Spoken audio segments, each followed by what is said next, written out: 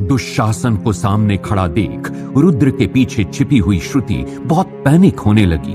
तब रुद्र अपना डर छिपाते हुए उससे बोला, घबराओ मत श्रुति, मैं तुम्हें उस दुर्योधन नामक दलदल में फिर से नहीं फंसने दूंगा।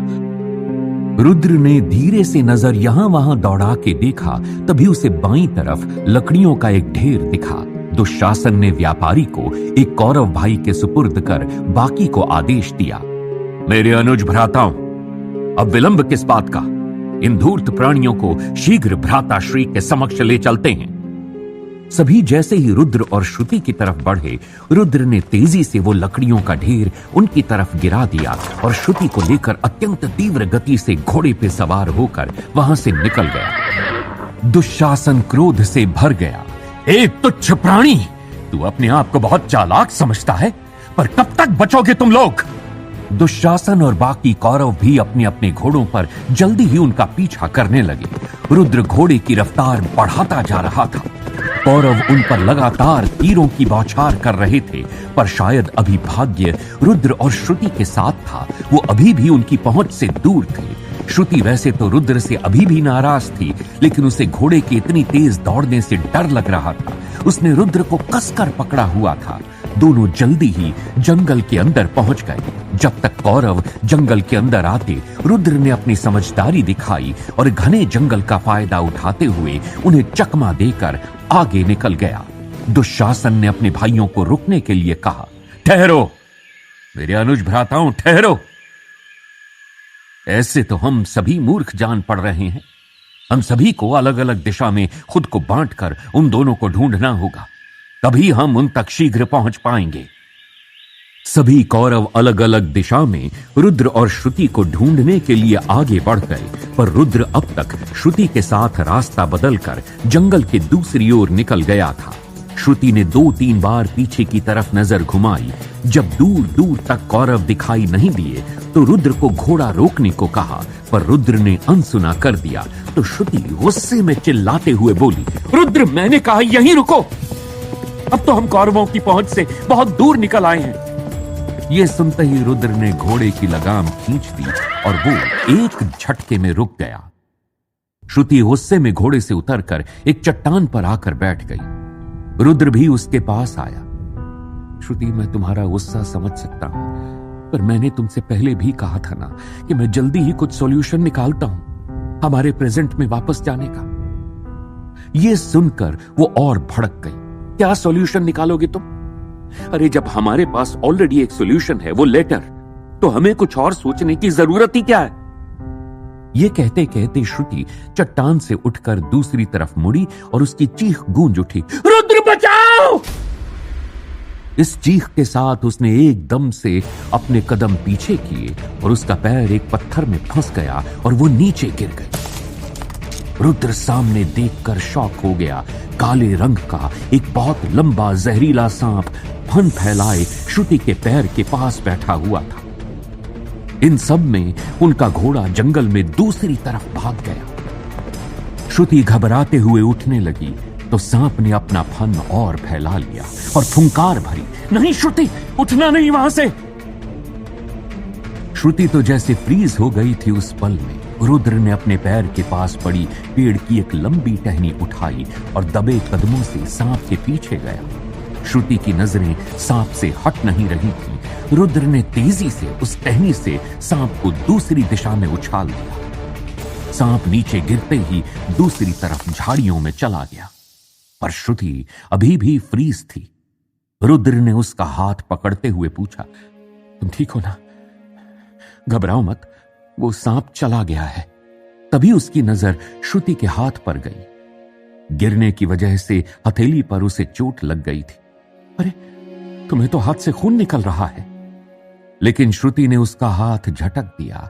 गुस्से से उसकी तरफ देखकर कहने लगी, मुझे हाथ मत लगाओ रुद्र, पहले ही तुम्हारी जिद के कारण इतना सब कुछ हो चुका है। मैं अपना ध्यान खुद रख सकती हूं।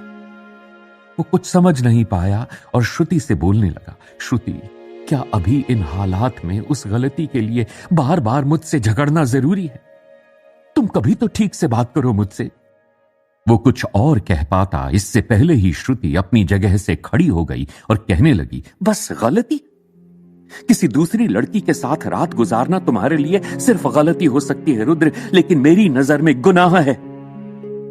मैं जानती हूं तुम मुझसे प्यार करते हो, लेकिन मैं उस बात के लिए तुम्हें कभी माफ नहीं कर सकती, इसलिए बार बार उसका जिक्र मत करो।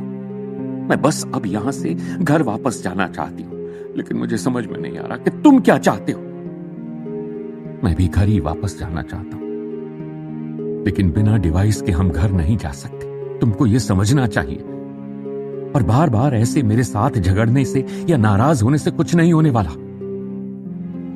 रुद्र को उसकी बात से हर्ट तो हुआ, पर वो शांत होके उसका हाथ पकड़ के उसकी चोट को देखने लगा। श्रुति कुछ सोचते हुए दूसरी तरफ देखने लगी। इतने में रुद्र ने अपनी धोती से थोड़ा कपड़ा फाड़ा और उसके हाथ पर उसे बांधने लगा। श्रुति उसे ऐसा करते हुए देखने लगी। उसे रुद्र का इस तरह से उसका ख्याल रखना अच्छा लग रहा था, लेकिन वो उसकी उस गलती को भुला नहीं पा रही थी। उसके दिमाग में अभी भी यहां से निकलने का ख्याल चल रहा था। वो रुद्र की तरफ देखकर कहने लगी, रुद्र, मैं एक बार फिर से कह रही हूं, हमें उस लेटर की हेल्प ले लेनी चाहिए। श्रुति के फिर से चिट्ठी का जिक्र करने से रुद्र का चेहरा उतर गया। वो इस बारे में कोई बात नहीं करना चाहता था, इसलिए श्रुति की बात को नजरअंदाज करते हुए कहने लगा, मुझे बहुत जोर से प्यास लगी है और हमने काफी देर से कुछ खाया भी नहीं है। हमें आगे चलकर देखना चाहिए, शायद कहीं कुछ खाने के लिए मिल जाए। रुद्र की बात सुनकर श्रुति उसे चौंक कर देखने लगी। तुम्हें यहां से निकलने से ज्यादा अपनी भूख की पड़ी है। जब से यहां आए हैं सिर्फ प्रॉब्लम्स ही प्रॉब्लम्स आती जा रही हैं लाइफ में। हमारे पास अब वो लेटर ही है जो हमारी परेशानियां दूर कर सकता है। जैसा कि प्रोफेसर शास्त्री ने भी कहा था कि जब कोई रास्ता ना दिखे तब उस लेटर में लिखी बात की मदद से हम प्रेजेंट में जा सकते हैं।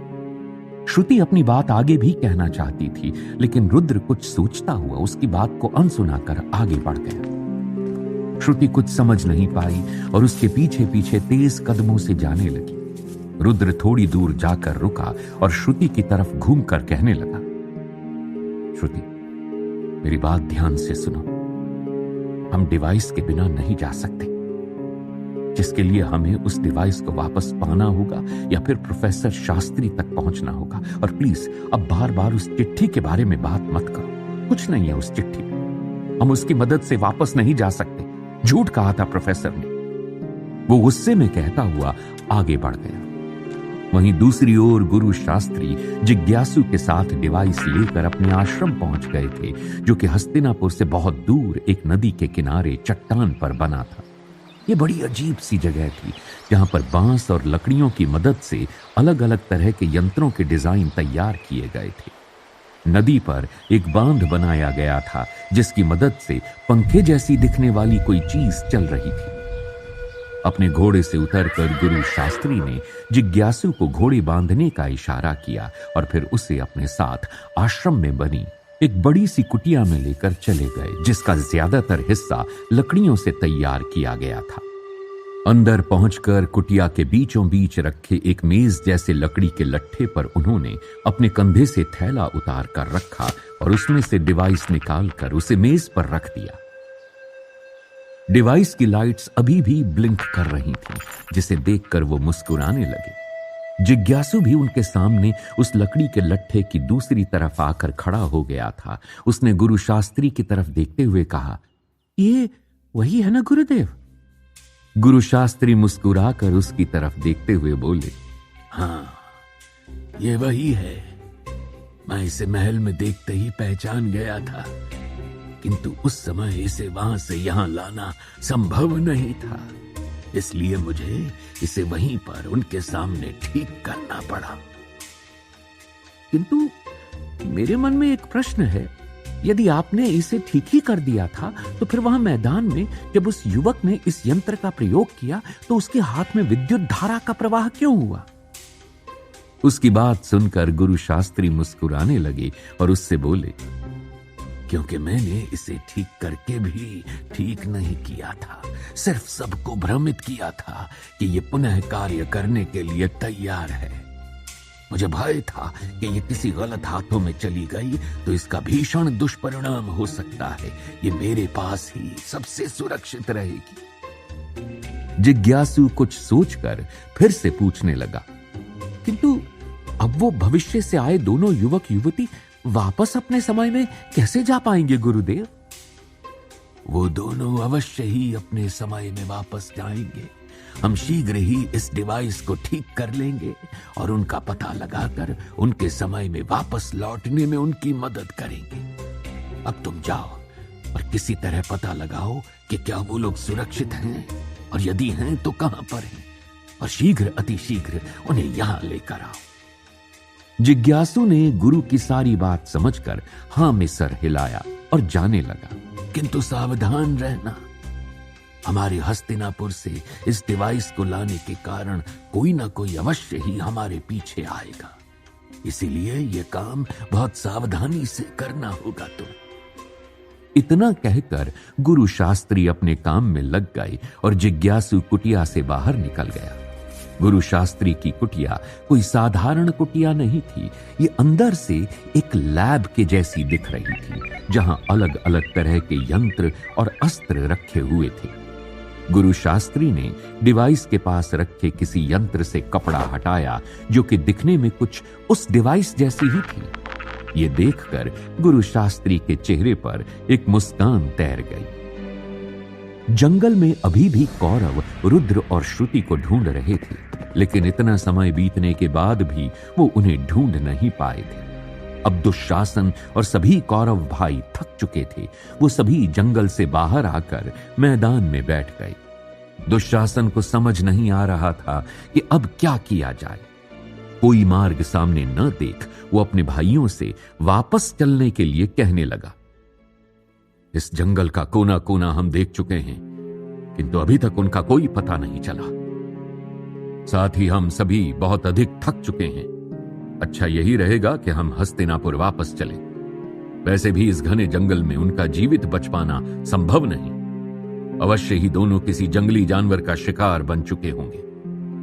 दुशासन इतना कहकर अपने भाइयों में हंसकर जोश भरने लगा। उसकी बात सुनकर उसके सभी भाई उसके साथ साथ हंसने लगे और अपने अपने घोड़ों पर सवार होकर वापस लौटने लगे। रुद्र और श्रुति जंगल के खतरे से अनजान खाने की तलाश में भटकते हुए एक फलदार वृक्ष के पास पहुंच गए। अपने सामने फलों से भरा वृक्ष देखकर रुद्र के चेहरे पर खुशी आ गई और वो श्रुति से कहने लगा, श्रुति वो देखो सामने वो पेड़, कितने सारे फल हैं, आओ चलो। उसकी बात सुनकर और फलों को देखकर श्रुति के चेहरे पर कोई खुशी नहीं थी। रुद्र पेड़ से फल तोड़ने की कोशिश करने लगा।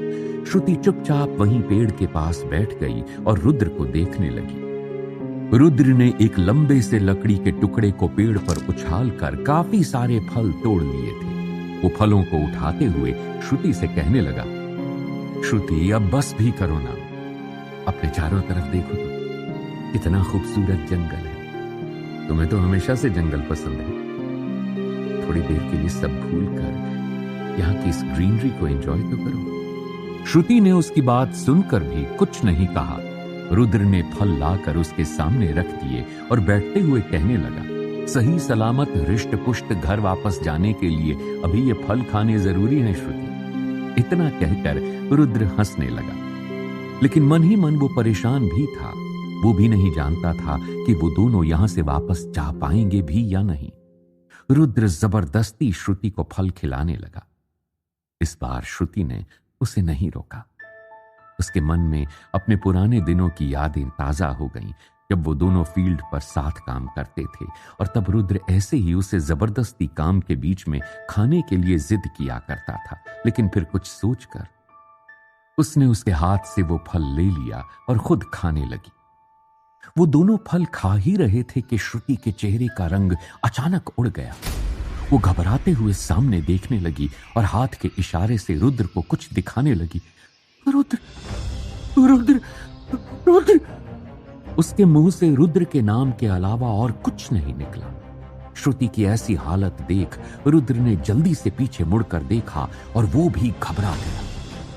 उनके सामने एक बड़े आकार का भेड़िया खड़ा था, जो धीरे धीरे